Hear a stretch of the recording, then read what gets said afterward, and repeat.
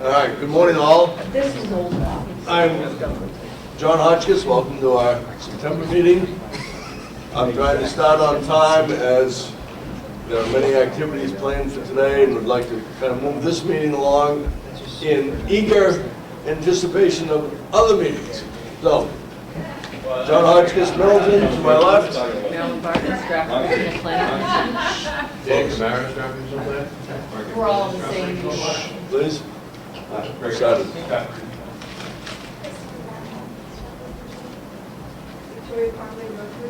At Comeau, Brookfield. Paul Lockwood, New Hampshire DES. Steve Lyon, Federal Highway Administration. John Davis, New Hampshire DOT. Christine Suter, City Summersworth.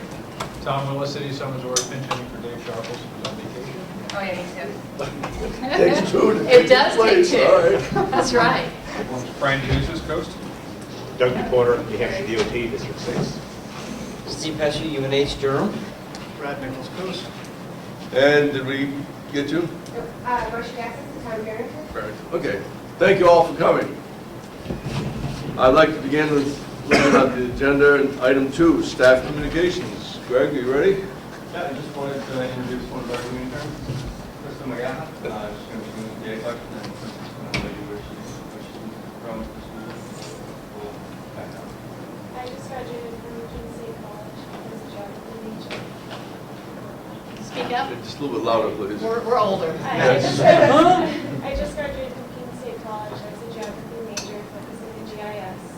I've worked for the past 15 months doing GIS and GPS for time of year. So I just started this week. Welcome. Welcome aboard.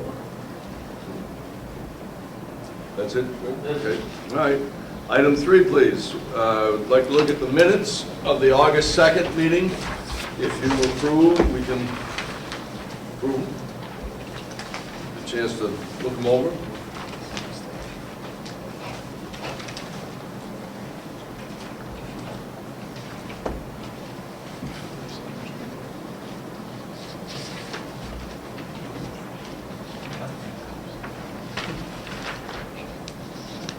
I make the motion for the minutes.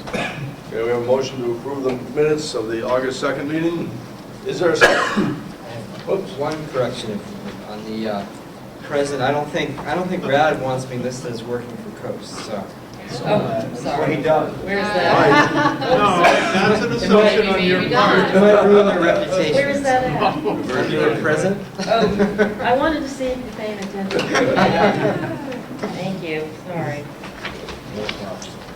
All right, so with that correction, do we have a second to approve minutes? Second? Second. Okay, second. All right, we have a motion to approve the minutes as amended. All in favor? Aye. Opposed? Good, thank you. Down to item 4, exit 10 update. Mark, please. Good morning.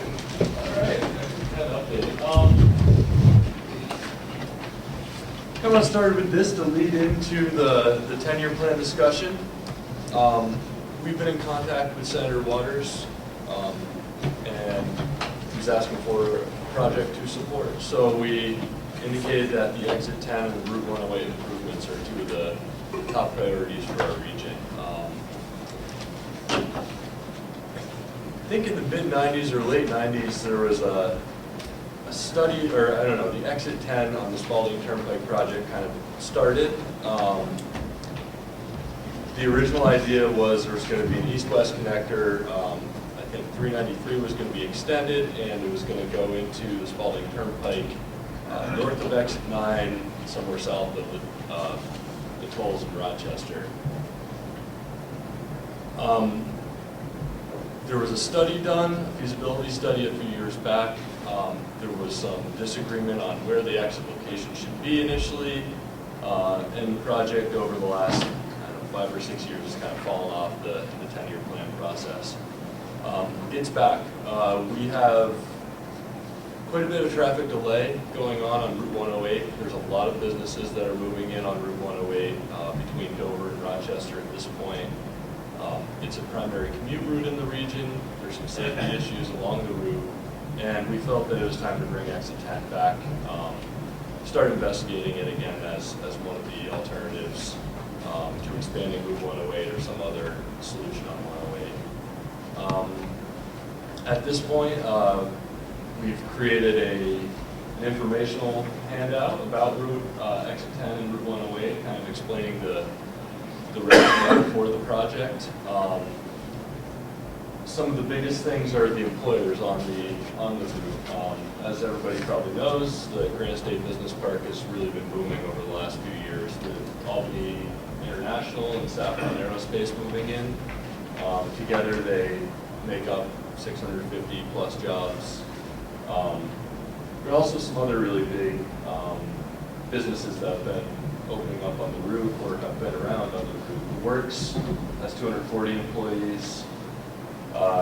Goodwood Community Health Center is the new Avis Goodwin building, kind of across from the Velcro building, and there's a lot of employees, a lot of people going there. There are a lot of health. I'm sorry, but one thing I think it'd be good to mention, not just is we're trying to make a case for this, not just we have, Albany's happened is the big one, and that's new, but it's also, businesses that are growing. Because if you're just focusing on new businesses, say, okay, well, yeah, that's two, and that's great, that's just two, but like CommissionTech has grown, and I think some, there's not a ton of them, but I think that's also a very good case. They went from, 230 to 330 in the course of like 2 years. Oh, wow. Yeah, they've done it's been a very, exponential growth, and I think making sure that when this case is made, that that's included too. Yep. Because that is, in multiple shifts, 3 shifts, and any of the other, I think might be a good argument, any business that has shown growth is put that in too. Yep. Yeah, actually, we are Strafford Regional Planning. I don't have, I guess, knowledge of the businesses. Probably not as. My knowledge is definitely less than the communities that this road passes through. So any information like that about business growth over the last few years is really helpful for supporting this case. So, Happy to get that. yeah, anything that folks from Dover, Rochester, Somersworth can provide us with would be very helpful.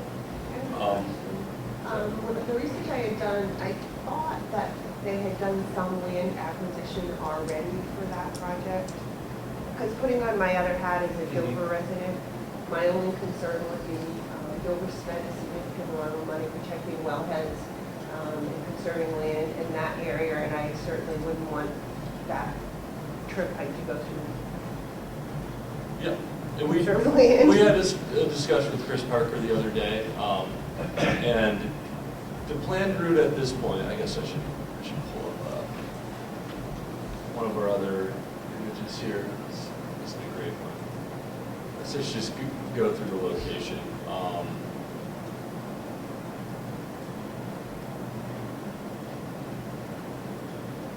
Off of exit 16, it looked like the exit was going to be somewhere,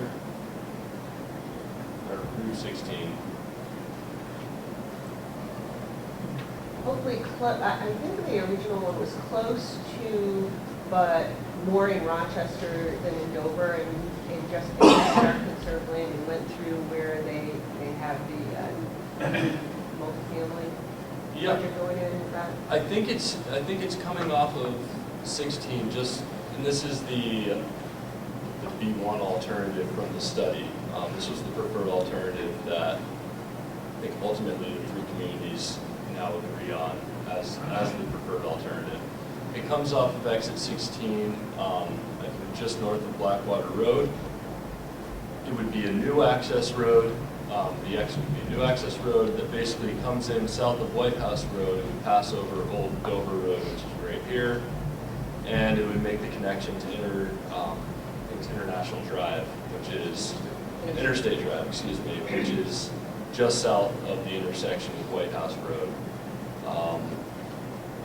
Which is where CommissionTech is. Is that where CommissionTech is? Yeah, Okay. 35 foot, I think, right now. Yeah. So I don't know the status of the land agreements or acquisitions that have happened over the years. I know that it is pretty wet in this area right here, but that through the study, they had already done quite a bit of the work to understand the impacts, and they'll be well along the way with the mitigation actions that would need to happen for this project to go through. So essentially, that's where the exit would happen. We would come out here, dump out onto 108 or 236 in this area. That wasn't terribly clear from the diagrams that we saw. As part of this project, and the reason that this kind of got rolling this year, as our #1 project that we prioritized for the 10-year plan, the recommendations for the 10-year plan, basically had the U alternative, which was kind of the project that was going to go along with the Exit 10 project, and that was really for improvements to Route 108 to make it safer, to make it run more smoothly. It would include some bus pullouts, some sidewalks where appropriate on the road,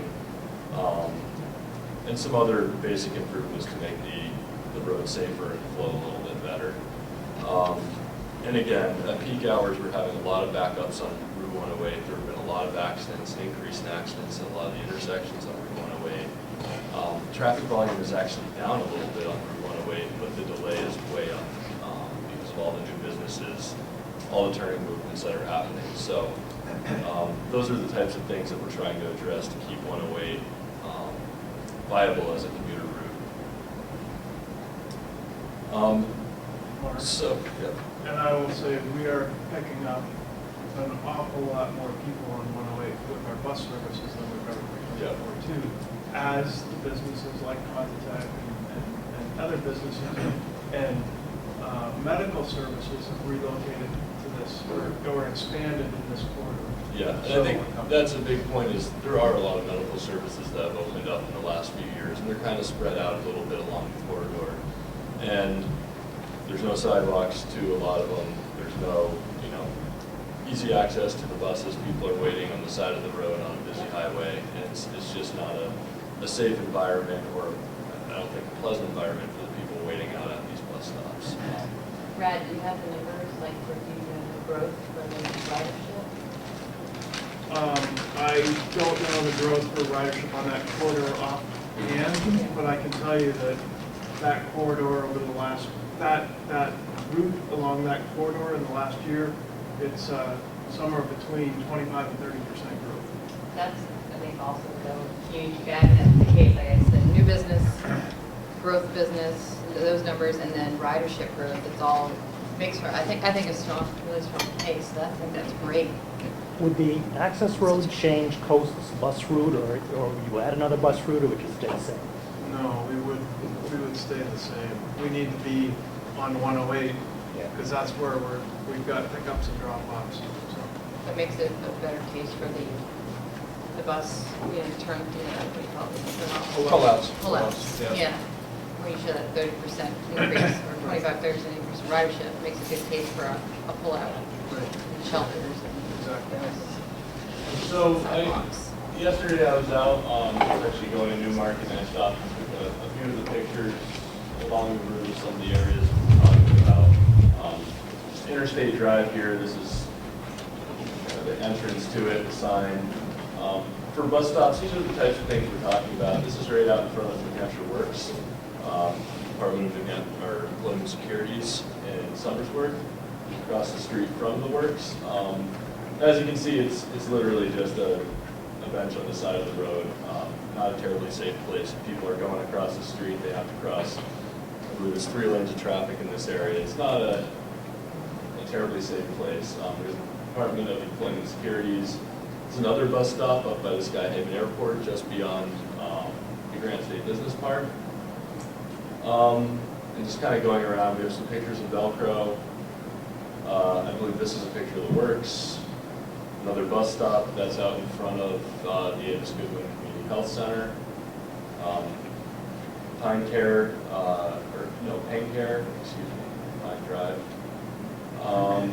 And then, New Hampshire Works and the new Avis Goodwin. They're just some of the issues that we're seeing on the road. Would the improvements include improvements to the bus stops, or? Yeah, I think that's part of the goal, or bus pullouts to get the bus out of the lane of traffic, and then shelters on the busier bus stops, maybe some lighting, and some sidewalks if it's close to a place of employment or a place where people accessing some healthcare facilities, places like that. I think those are some of the goals with this project. And so, once again, we've been working with Senator Waters on gathering information, gathering support for this project. We've talked to a number of communities, and from right now, it sounds like Dover, Rochester, and Somersworth are all interested in seeing this project happen. I know, Somersworth has to deal with the brunt of the traffic passing through on 108 and on Route 9, and it would be a real benefit to all three communities and this route in general. That kind of brings us to our next point, the 10-year plan process. So if there's any more questions about X11, I'd be happy to do my best. I guess I can do a cost projection. In the study, X11 was supposed to be right around $20 million. Again, that was in the early 2000s. That probably has gone up somewhat since then. But that's basically what we're looking at. All right. So moving on to the 10-year plan. I believe it's released officially, the draft 10-year plan.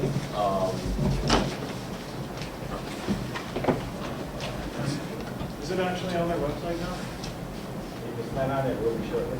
Yeah, we just received it yesterday afternoon, I think, or this morning. Yeah. So in the last 10-year plan, the 2013 through 22 10-year plan, Strafford region didn't have a whole lot of projects. Our major projects were the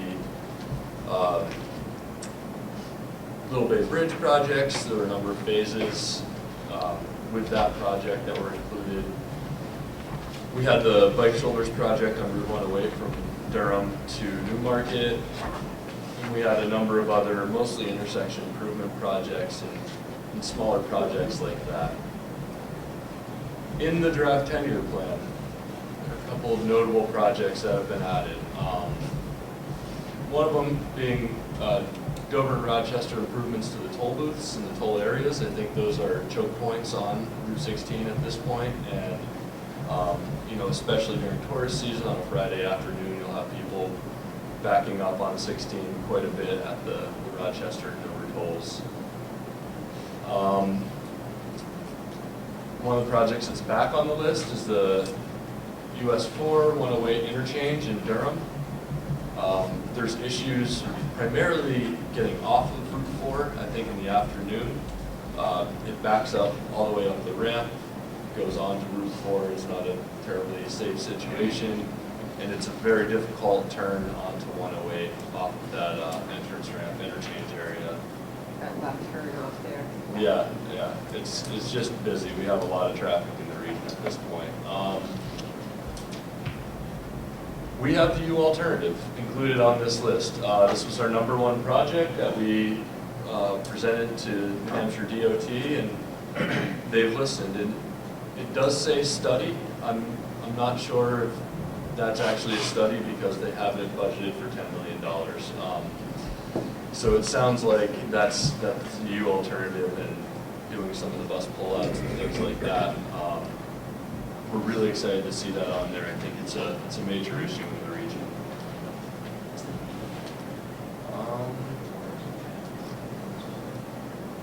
And moving down, it's pretty much the projects we've seen before. We have some bridge replacements. I think what's not showing on here are some of the highway safety improvement projects. I think that 125 has a number of projects that will likely be addressed over this 10-year period. Both in Barrington and Lee, there's a lot of intersections that are. I was curious because we do in the latest one that we decided we really needed to try to communicate with the Newtown Plains Road. We've already had 6 accidents, I think including a fatality there. It's been a cemetery. We had 6 last year, 6 already this year. So that whole stretch, especially with the new 200 more jobs that we brought in at Turboham off Route 9, we're experiencing considerable congestion. We're hoping that some of the traffic lane widening will improve, but. Yeah, and I think there are some real issues. I know that New Hampshire DOT is holding a public meeting relatively soon to talk about rumble strips along the road. Yeah. You know, some of these, again, it's a lot of the primary commuter routes that have issues at intersections. 125 specifically is a high-speed route. There's, you know, average speeds probably around 55 miles an hour, and again, we're seeing a lot of issues, ongoing problems at intersections where, you know, people either get impatient during peak hours, or you know, the sight distance isn't great, or the, you know, the angle that the side road is coming in at 125 is not great, and we're just seeing accidents, and we need to reduce those. So I think those are going to be addressed through the Highway Safety Improvement Program, and they are not broken out as individual projects on the list at this point. The other thing that's not listed, I'm sure it's carried forward, is just our regular 5307 program for Coast, which is our annual program for capital planning and operations, not related to any sort of special projects, but just our ongoing. Yeah, those were all included in the list, actually. I just didn't bring them onto this sheet here. And so we have the 10-year plan list. I think we did fairly well as far as getting some of the projects that we would like to see happen in the region on the 10-year plan list. I guess the next thing to talk about are the GASA hearings. The GASA hearings are the Governor's Advisory Council on Intermodal Transportation. It's comprised of the 5 executive councilors in New Hampshire. It makes up the executive districts. Our region, since the redistricting, has been broken up into 4 districts. So we have representation from 4 of the 5 councilors, which makes, I guess, informing the councilors about the issues in our region more difficult. They don't have as much stake in any specific part in our region, I guess, as they do maybe in other parts of the state. In our region, we have 2 scheduled hearings. On the 18th of September, we have a hearing in Somersworth. It's happening at 4:30 at the City Council Chambers. It would be very helpful if we could have attendance there from as many people as possible. That means the public, local officials and leaders, agencies, anybody else who has an opinion about transportation, specifically in the Strafford region. It's really helpful for New Hampshire DOT. It's helpful for the executive councilors to understand the transportation priorities of the region if people show up and state their case. This one's really important because we're talking about Exit 10, and we do need support for that. You know, hopefully from a number of municipalities. But yeah, this is a great opportunity. It only comes by once every 2 years for the public to state their case about what are our transportation priorities and what do we want to see the state to look like going forward. It really shapes the 10-year plan process. That one is September 18th at 4:30. It's a Wednesday at the Somersworth City Council Chambers. 4:30? Yeah, they have another meeting at 6:30, I believe, which has some scheduling conflicts. We have another meeting for Councilor Burton's district, which I think is District 1. It's up in the north, or covers all of the North Country, basically half the state. I believe that is happening on the 26th in Wakefield at 10 a.m. So it's not the most convenient time for folks who are working, but it is our opportunity to speak with Councilor Burton about what our priorities are. Councilor Sununu, who represents, I believe, only Newmarket in our region, but because we're tied to the Rockingham area, this is also an important meeting. He's holding a meeting in October. I can't remember the date exactly. I think we did the 26th at 7 p.m. at the Pease Transportation Center. So that's at the Park and Ride in Portsmouth. This is another chance to discuss the issues of the region. I think we are really entwined with Rockingham with a lot of our transportation issues, especially down on the seacoast, the Tri-City region. This is another meeting that folks might want to go to express their concerns about transportation. So from the Strafford perspective, I wrote this memo. I think it's available over here to the policy committee, just to let them know what our transportation priorities were for the 10-year plan. And basically our priorities that were included in this memo were really derived from the decision lens process and the scoring process we did for the 10-year plan priorities, transportation priorities, in March, April timeframe. So the big things in our region, the top priorities, I'm just going to run through them quickly. We're extended service life, so maintenance and preservation type things, bridge repairs, keeping what we have working. That was our top priority for the region. It worked nicely because that was DOT's top priority for the state. And I think that one's pretty straightforward, but I do think we have some needs in this region. We still have a lot of red list bridges and roads that can use some work on. Our second priority was safety. And that was safety in a number of ways. We've already talked about some of the intersection issues on our primary commuter routes, but we have some other issues also. Pedestrian safety, bike safety, safety for people using transit. There are a lot of safety issues, and we think that that's a top priority for New Hampshire and the public in general, is making sure that people can get around in a way where they don't have to be worried about things. I think this is even more important these days with just the average driver, I think, being more distracted. I think we see a lot of the issues of people texting and driving, or being distracted and driving, coming over the center lane and having a head-on collision as a result in bad results usually. So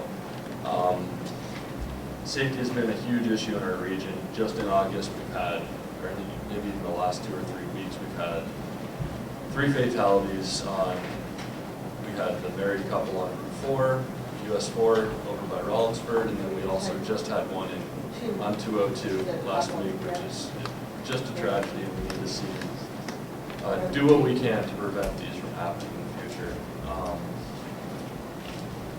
Moving down the list, alternative modes. Our region rated alternative modes number 3 as our priorities for transportation. I think there's a huge focus on transit in our region, more so than a lot of parts of the state.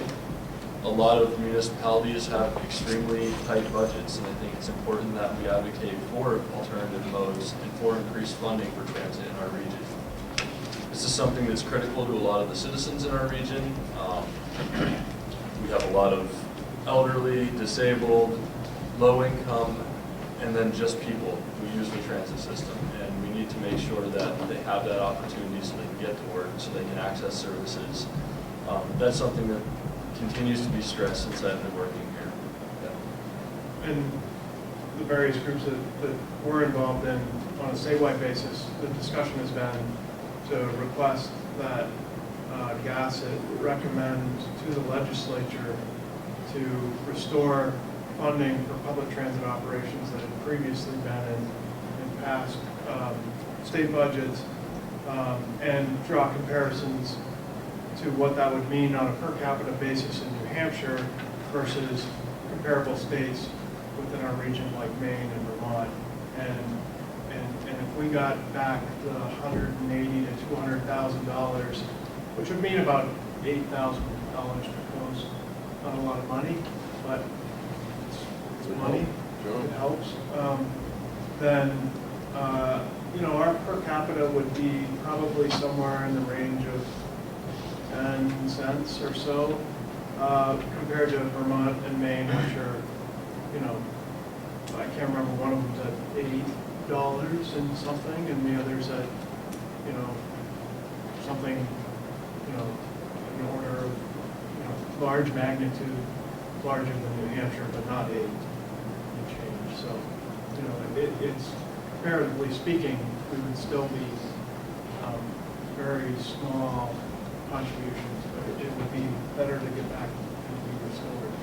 Brad, at this point, is there any state revenue being directed toward, not federal, but state revenue being directed towards transit in New Hampshire, or is it just Well, there's some limited? state revenue that goes to help with certain capital purchases, And then there are typically turnpike revenues that are going towards specific projects that are mandated as part of the EIS, to say I-93 or Spalding Turnpike. And then there are state revenues that are being used to support Wildcat Transit. Yep. So, I mean, there are some, but generally speaking, they do not go towards the ongoing operation of public transit in the state, which is, we're near the bottom of the country in that measurement. Yep. Yep. So transit is clearly something that is important to our region. I think the other things that we need to continue focusing on are the livability type things, accessibility for pedestrians, safe, mobility for walking and biking, and just getting around without having an automobile, for health reasons, for quality of life reasons, all types of reasons. We support these and traditionally have supported those types of things in this region, and it's worked out well for us. The final real priority area that I think Strafford Regional Planning Commission is going to emphasize, just as broad transportation ideas at the GASIP hearings, is the environment. We've heard, through our transportation priority session in this past spring, but also through our outreach to communities for the Granite State Futures Project. For a lot of our projects in general, the environment continues to be really important in this region. It's one of our assets. People like to do things outside. It's a great area to bike around. There's a lot of wilderness around here that's beautiful. We have some sea coast. We have a lot of things that are really dependent on the environment. And we need to balance that out somehow with transportation. So, using creative solutions so that we're not, stormwater runoff is dealt with in an appropriate way. We have issues with nitrogen and other nutrient loading in the Great Bay, in our rivers, and we want to make sure that these continue to be high quality environmental areas. We want to maintain our air quality and improve our air quality over time. We're just, what was it? We've become an attainment area or maintenance area for air quality. We achieved attainment, now we are in maintenance. We are a maintenance area, and that's a great step forward, but I think we need to continue focusing on that and finding solutions that, reduce congestion, reduce emissions going out into the atmosphere. And then again, some of the other things that we're going to focus on in these GASIP hearings, just talking about the congestion mitigation and air quality program. This program is critically important to our region. We've been very competitive with this program in the past. Coast, Wildcat, C&J Transit, and our communities rely on this program to get projects to reduce congestion and improve air quality. I know bus replacement and some of the livability projects are really big with Coast and UNH, and we haven't seen CMAQ round in quite a while. So we're looking forward to seeing that started up again and getting back on a regular cycle with that. So that's one of the things we're going to be stressing. And then the Spalding Turnpike exit 10 that we've already talked about is another one of the topics that we're going to be talking about at the GASIP hearings. If there are any other topics that we should be addressing at the GASIP hearings, please get in touch with me. You can talk with me after this meeting is not good, but via email, on the phone, comments now, I'll write down and make sure that we're focusing on them in the GASIP hearings. But, What's your email? my email is ambrosi, it's AMBROSI, at strafford.org.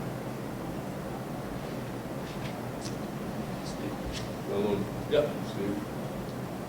Go ahead. Just a couple macro comments. This is written to the policymakers, telling Yep. them, okay, the GASIP process is starting, which I think is really necessary, but then there needs to be the piece that's written to the GASIP members Yep. You know, last round, in this very room, was one of the most well-attended Gasset meetings that was held in the entire state. And I like to think that's influence going from a 10-year plan that had very few Strafford projects to a 10-year plan that's got quite a few projects listed in the writing. So, you know, when you're writing that document, you're writing to the Gasset members, but what you're also doing is writing to the press that's attending, that's then putting that in the paper, that's making the larger community aware. So in that light, a couple comments. I think we have to get a little context of the macro that's going on in the state, both in terms of demographics, and it's the same as nationally.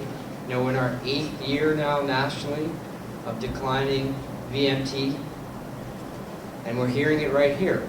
I mean, we may have areas where there's traffic problems, mainly because of the way we've done land use. But what we're really hearing is the acute problem is safety, right? That's the same nationally. The VMT is flat to down, and it's pre-recession trend. The other piece that's coming out of that is the revenue side, and the commissioner in the last legislative session focused the majority of the department's effort on the issue about the revenue problem. Again, back to demographics. Fewer people driving, cars getting higher MPG, a gas tax that's based on miles traveled. Added up, less gas tax money coming in, especially with a flat gas tax for over a dozen years. Meanwhile, costs of projects going up. The math doesn't work. We have to address those issues macro, and at least make sure that the Gasset's aware that we know what's going on, we support the commissioner who knows what's going on, and needs to be dealt with. A lot of nice language in this, but it needs some meat. Yep, absolutely. I'm just looking at the alt mode section. Of course we want to say this about rail and transit, but there really is no meat about rail. For example, the Gasset members and the public needs to know that right now there's over 300,000 riders a year on intercity rail in New Hampshire. And I'm sure there's even more than that on intercity bus. They need some numbers, they need some meat. I mean, we still meet people who say, there are trains in New Hampshire? There are people who ride them? Well, We need numbers, so. The train thing in particular, my daughter was here from Colorado and they wanted to go to Boston, they went down, they couldn't get on the Right. train. So That's really, we need to get those messages out. Same with the transit ridership, right? The Wildcat story, 120% growth over 10 years, 1.2 million riders a year. People do not understand this, and I just want to make sure that we get some real numbers in there, get some real meaning in it, whether it's graphs or numbers.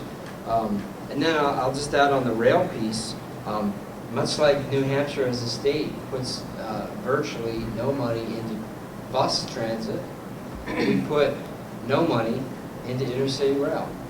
Without the state of Maine, you wouldn't have the Amtrak down Easter, and people don't know that. And it is time that we think regionally and interstate and step up to the plate. So I'd just like to see some of that meat put in here that I know the policy committee sets policy, so I'd like to see you give them some meat to affirm or set some policy to tell the Gasset.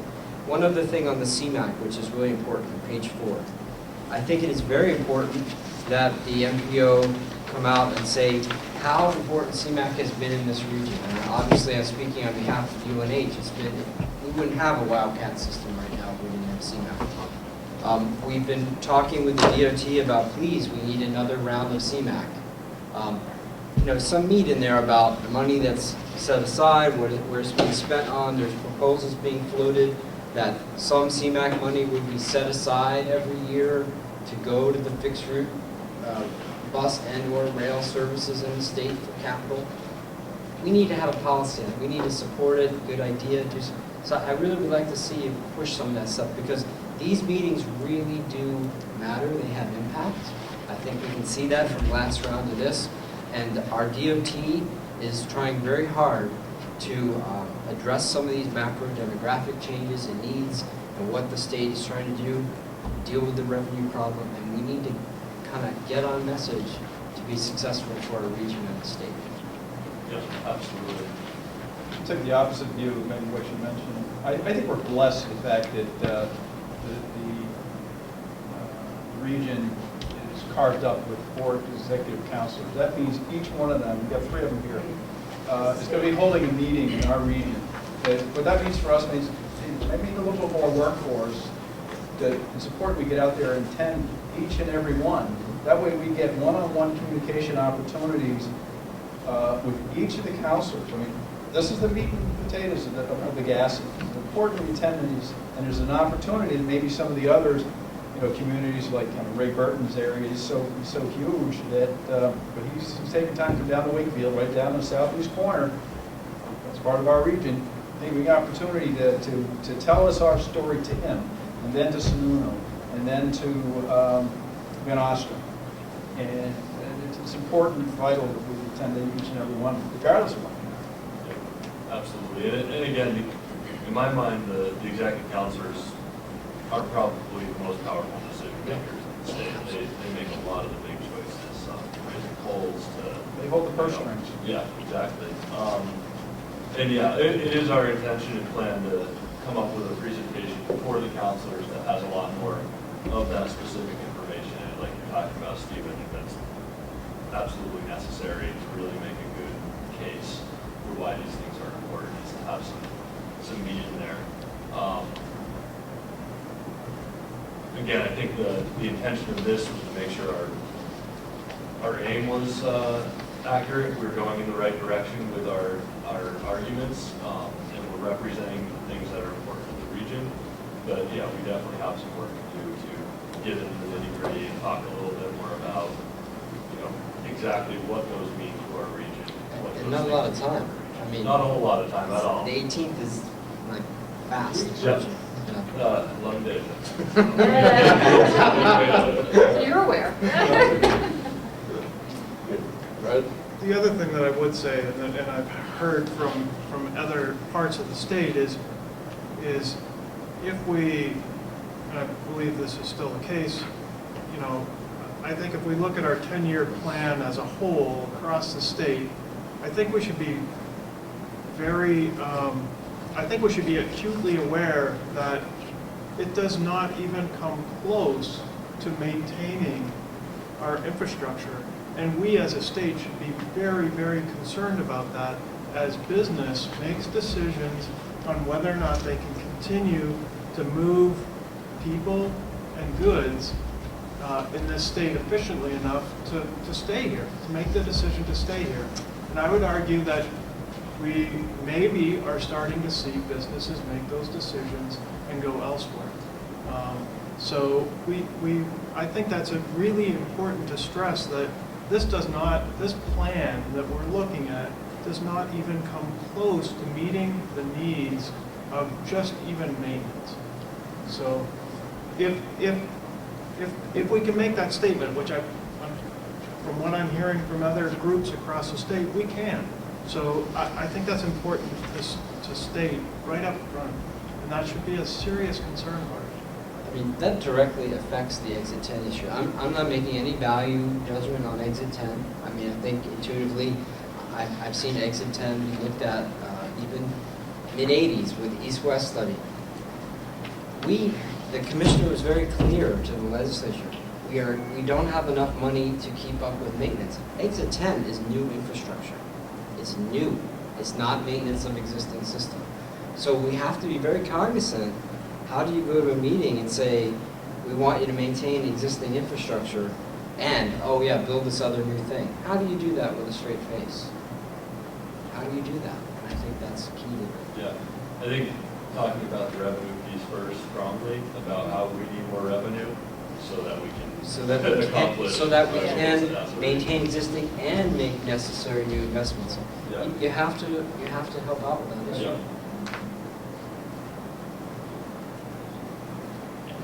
Anyone else? All right, that's my spiel for the asset hearings. Please show up. Please tell everybody else to show up. Really important meetings. Thank you. Now on to public participation plan update. Marilyn. Well, as you know, I've spoken before about doing an update to the public participation plan.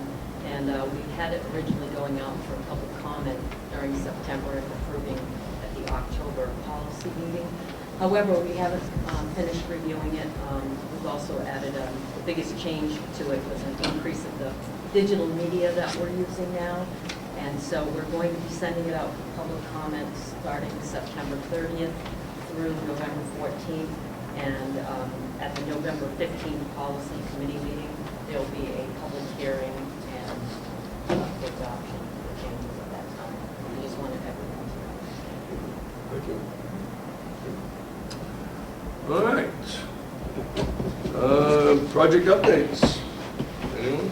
All right, big project update. We found out on Wednesday that we were awarded a Tiger grant to make improvements to the North Coast Rail that runs from Rollinsford up through up to Ospey aggregates at this point, paralleling Route 16. And they're going to make improvements that go just beyond the current spur that goes over to Ospey aggregates to open up a bunch of new industrial land that there's some employers that are interested in moving into those areas and using rail to ship freight. So this is really big for the region in for a number of reasons. Hold this up, it's not a great here.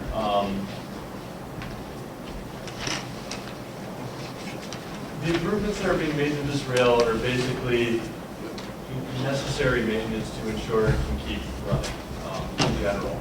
And then a few things to make it run better than it would otherwise. So some of the big key things that they're doing with this project is they're upgrading the entire rail line so that it can handle national freight standards for weight, which I think is 286,000 pounds. That's really big. I think they had restrictions before on how much both aggregate and fuel they could move at once on the track because the track condition was degrading to the point where it was not quite as, it wasn't great. They had to run the trains extremely slowly on it, and I don't think they could fill up their cars the entire way recently. They're making improvements to a number of crossings. One of the crossings, it's on the back page of the handout. Blow it up here a little bit.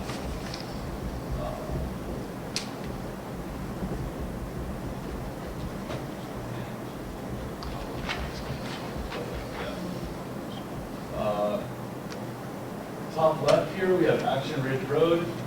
This crossing is terrible. The train has to go, it has to crawl over this track at this location. I drove up there somewhat recently. The rail is all bent around and wiggly. It's just not looking good. So they're making improvements to this. Just below that, they're making improvements to the crossing in Somersworth at mill number 1 for General Electric, I think. Another crossing that is in very bad shape. Some of the other things they're doing, they're repairing a washout north of Lost Peak. That's going to open up that area I was talking about earlier for industrial use. And they're basically just doing track repairs all the way up to, again, make this viable for future use. This rail was used really heavily for the big dig. They used a lot of aggregate from Lost Peak. They used to run a lot of cars down to Boston on a pretty much a daily basis, I think. That dropped off in the 2000s after the big dig kind of wrapped up. Eastern Propane and a couple of other folks started using the line more recently. Ospey Aggregates does still ship some aggregate down south, but they were getting to the point where economically it didn't make sense to continue fixing the rail, and they were going to shift all of that freight onto Route 16, which would have had serious impact for maintenance and preservation and for safety. This grant allows them to keep that freight on the rail system, and it also allows them to ship more freight on the rail system, which they are starting to see more demand, kind of ramping up again. And yeah, ship freight at a higher speed on the rail system, these are all really important things for the North Coast Rail, for our region so we can keep all that freight off the roads. Right now, they're shipping about 5,000 cars a year, I believe, and I think that's expected to go up pretty significantly over the next few years. The other nice thing that this does, this rail line, let's see if I can get back over the rail line, let's again a really small picture. So this is the rail line from Rollinsford up to Ossipee, about 42 miles. Oops. There is abandoned track, about 20 miles of abandoned track between Ossipee and the Conway Branch rail line that connects up to state rail lines and rail lines that go nationally and internationally. New Hampshire has no north-south connectivity in our rail network. We have old rail right-of-way, we have, the infrastructure's not there, the land is still there and intact, it's just not being used. This is an opportunity in the future for us to make this connection. This might be something that we could start running some passenger rail, even if it's seasonally up there, to do some leaf peeper tours, some other tours to the North Country. We have a lot of tourists going up there on 16 anyway, and this could be a resource for our region. And we could start running freight and skipping Maine and not having to go through Maine, go to a transloading facility, get on another track to go out of Lewiston, Auburn. We could start running freight through New Hampshire and it could be more efficient and we could get a piece of the freight market into New Hampshire. This could have really positive economic impacts on the North Country. I think this is, this Tiger grant that we've received here kind of sets the groundwork for making improvements to this other track in the future. It makes it a viable freight rail line. So we're really happy about this. The DOT did an excellent job. Mark Sanborn worked on this. He helped North Coast refine their application from the Tiger 2 round that they were not awarded. We also helped out by getting some of the businesses involved, making some maps and doing some editing to the grant. So we're really happy about this. The Tiger rounds are extremely competitive. I think 53 grants were awarded in the Tiger 5 round, so we're one of 53, which is pretty impressive. And we beat out projects like the Sarah Long Bridge and the St. Lawrence Rail Line. So I think this is pretty big for our region, and folks should be proud that we have this going on. I think one of the reasons the grant was attained is because of the possible connectivity in the region. I'm not entirely sure if that's it. I think there was a big focus on safety, and I know Barack Obama has talked an awful lot about preservation first, working on having a little bit of focus on making sure what we have is good before we start building new things. And there's some positive economic impacts. Some of the other things that I didn't even mention yet, this runs right through the Granite State Business Park that Albany and Saffron are in right now. There's a lot of chance for expansion in that park. I believe it runs right by a couple industrial parks in Somersworth. There are a lot of opportunities for business growth, I think, along the line, and that's something that really is enticing, I guess, to federal highways. Congratulations. I know the rail authority was very excited when we saw this, and I hope that Tiger 6 means the Ossipee missing link, as we call it. Me too. Because that really will open up so much opportunity. In Conway Scenic Railroad is one of the largest privately owned tourist attractions in the state of New Hampshire. We thought that someday those trains could do seasonal leaf peeper tours or ski trains connecting to the Boston-Portland line. It's really a pretty amazing thing to think about. Moving the rail line from just freight in aggregate to tourists. We are a tourism state. So congratulations for all your work. Thank you. Any other project updates? No. Just Newmarket, we went out and received proposals from 5 consultants for our project from New Road to Newfields, the shoulder widening on Route 108. And of course, part of that would be to create a new bike lane. So we're excited, we're hopeful that we can move forward quickly and get an engineer on board and get that project rolling. We've had a couple of local projects that are significant to the town. We've repaired and replaced sidewalks on Packers Falls Road. We've done some repaving on Ash Swamp Road. And we've replaced a section of sidewalk on the Main Street in the vicinity of the town hall to make our downtown more continuous with sidewalks. And so, little projects, but they mean a lot to the community, and they're strides that we've made to make the downtown more livable and pedestrian oriented. How long is the widening project? That's a good question. It goes from New Road, you're familiar with, I drive 108 every day. okay, well, where the Irving gas station is? Yep. Okay, from New Road to the New Market, Newfields Town Line, which is where the bridge is and the railroad depot and so forth. That's what the goal is. We have about $980,000 available with, this is CMAQ money, as well as money that's being provided through state tolls. The state is providing a match. It's a project that's been on the books since, I don't know, 1992 or some phenomenal. It's been on the books for a long time, so we're finally moving ahead with that. So that's exciting. I'm happy about that. Good. We would love to work with you on that, since our Okay. bus stops all along the corridor there. Perfect, yeah, So, we'd be more than happy to. Post-project updates, you'll see, hopefully, 3 press releases get picked up in the next couple of days. First one is the Transportation Management Association, or the greater Seacoast area, is being restarted. Hired a staff member for that late spring, early summer, and she's trying to put all the pieces together to create the structure so that we have a TMA advisory committee helping us with our work scope. TMA is dedicated toward helping folks find other ways other than driving in their single occupant vehicle to get to and from work primarily.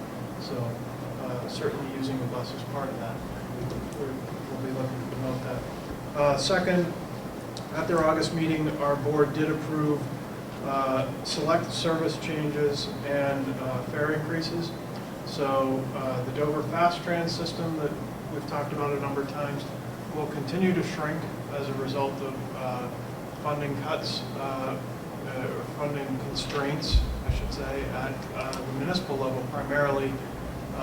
And so we will be eliminating one of the routes that we're currently operating just during the peak commute period, Route 34, 35.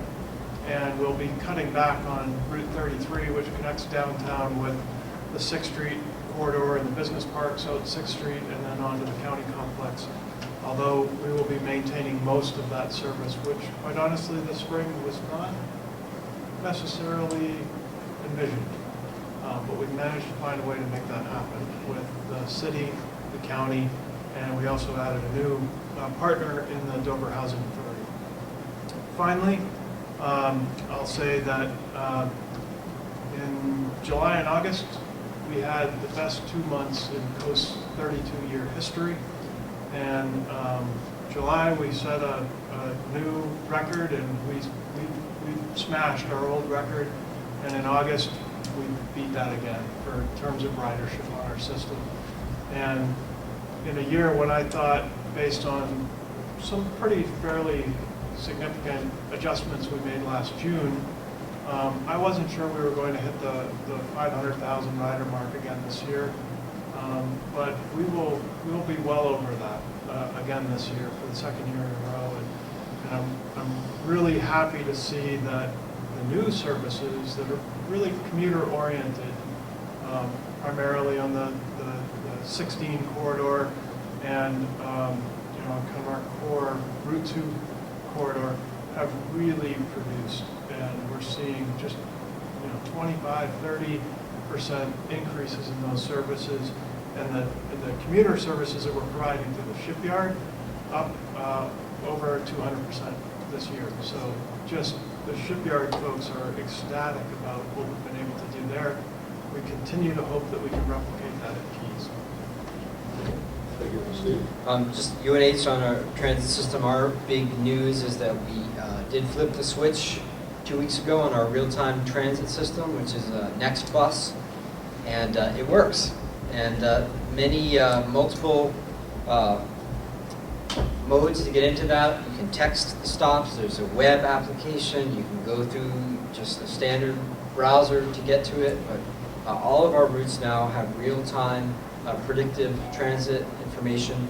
Many of our core stops on campus now have the digital display screens that tell you all the routes and how many minutes to all the next buses. Well, we're doing a big rollout PR campaign, get the bugs out over the next few weeks, but it is working. And we did hit 1.2 million riders last year, which was up a bit from the year before. So again, that number is really impressive. We don't use the same year, but 1.7 million transit trips in this region. That's, I think probably 1% of the population in this area is aware of that statistic. And then you add the train and C&J, I mean, it's well over 2 million trips a year through this region on transit. So we need to get that message out. Yeah, definitely. I know C&J is running at, I think, between 5 and 7 a.m. They're running like 3 or 4 trips an hour going out of the different transit centers because it's so packed every single day too. So it's definitely something to be proud of. People are embracing the system a little bit. I think they're getting annoyed with driving because there's a lot of delay and it's not easy anymore. But And yes, the trains are frequently sold out. yeah, Because that as well Every run is sold out. is an equipment limit issue. There's not enough equipment available to get more seats. It would be great if they could get to the point where people do an expected service as opposed to, oh, I have to plan to take it. It's no, I want to meet so-and-so in Boston and I can just go down and get on the train. We go down to Florida a couple times a year. And usually we fly out of Manchester, but the last couple of years I've been taking a bus, the C&J bus from Portsmouth, from right into Logan. I can get a nonstop flight. It's less than what it is from Manchester, and I end up in Florida probably a lot sooner than I would if I went through Manchester. Plus, it's a lot less expensive because you don't have to pay for the parking at the airport. It's really a great tool. So I've perfected my system and get it down there quickly. Multimodal system. My multimodal system, right? Just don't tell Mark Brewer at the Manchester Airport that story. Poor guy. I think he knows They that. have to Yeah, get he the rates does. down. All of a sudden, I mean, Boston is more. That's why Manchester wants the Capital Corridor train to connect to the airport. Yeah. Well, they got to do a good job with parking and getting people to. Well, in Barrington, the lights are up and working at the intersection with Green Hill and Toll End Road, and hopefully that'll be a lot safer, which coordinated nicely with Dover's rebuilding of Toll End Road. So they did a really nice job on that. They still have some sections left to do, but there's a lot of traffic that comes that way in Green Hill Road. That intersection was very, very dangerous. The intersection with 9 and 125, they've done some lane widening. I've had mixed comments from residents. I've heard it referred to as the road rage lane, but we are long-term.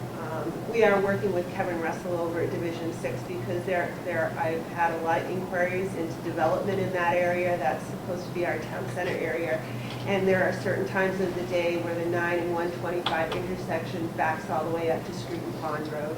And going forward with the amount of growth we're seeing in Barrington between business and residential and the commuter traffic that flows through that area, we're going to have some real issues. And we're going to be having to add lights along 125, and I don't know if that's going to cause more congestion. At this point, we have multiple dangerous intersections, so we really have to look at that. Thank you. Any other project updates? Other business, first Mark, and then if anyone else has other business. I have no other business. No other, anyone else? I'm going to move now to the citizens forum. I don't know if any citizens here who are not associated with the town or the various agencies would like to speak. think so. We're all here representing something. Okay. Anything else? Then, in the interest of getting ready for the rest of the day for these folks, I would entertain a motion to adjourn. Second. Second. Okay. All in favor? Aye. Opposed? Thank you.